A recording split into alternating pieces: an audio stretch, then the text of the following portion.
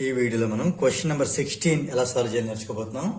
Question చూసినట్టయితే a cannon ball of mass 500 grams, దీన్ని మనం మాస్ గా తీసుకుందాం. Is fired with a speed 15 meter/second, దీన్ని మనం వెలాసిటీ ఆ స్పీడ్ గా తీసుకుందాం. ఒక క్యానన్ బాల్ అంటే అది 500 grams ఉండే బాల్ని ఇంత స్పీడ్తో ఫైర్ చేయడం జరిగింది. ఇది సిచ్యువేషన్. క్వశ్చన్ ఏంటి? Find its kinetic energy. ఇది ఫస్ట్ బిట్. సెకండ్ బిట్ వచ్చి ఇట్స్ మొమెంటమ్. సో ఇక్కడ మనం 2 things ఫైండ్ అవుట్ చేయాలి.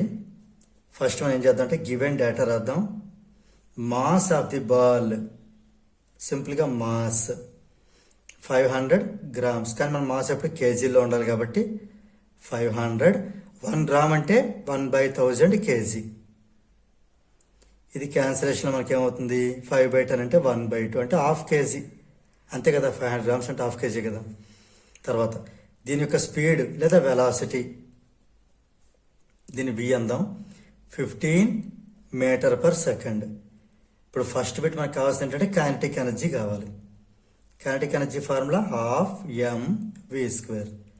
12 ఇంటూ m అంటే 1/2 ఇంటూ v² అంటే 15 into 15. 15 jar 225 by 2 2s are 4. ఇది మనం సింప్లిఫై చేస్తే ఇది 4 5s are 20, ఇంకా 2 క్యారీ ఫార్వర్డ్ ఉంటుంది.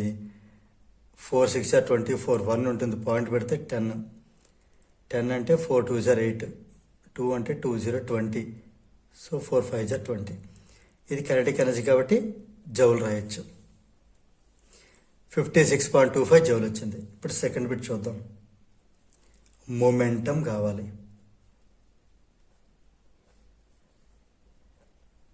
మొమెంటం మనం P తో డినోట్ చేస్తాం.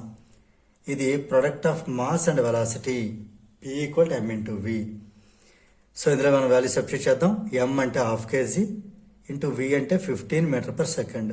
15/2. 15/2 చేసి ఎంత వస్తుంది? 7.5.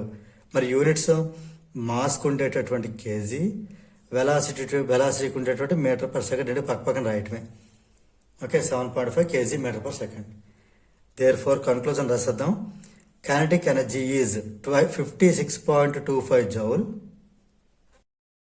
and the momentum is 7.5 kg meter/second. meter/second నే ఈ సెకండ్ పైకి వస్తే S/- అని కూడా రాయొచ్చు. సో దీంతో మనకి ఈ ప్రాబ్లం నెంబర్ 16 అనేది కంప్లీట్ అయింది.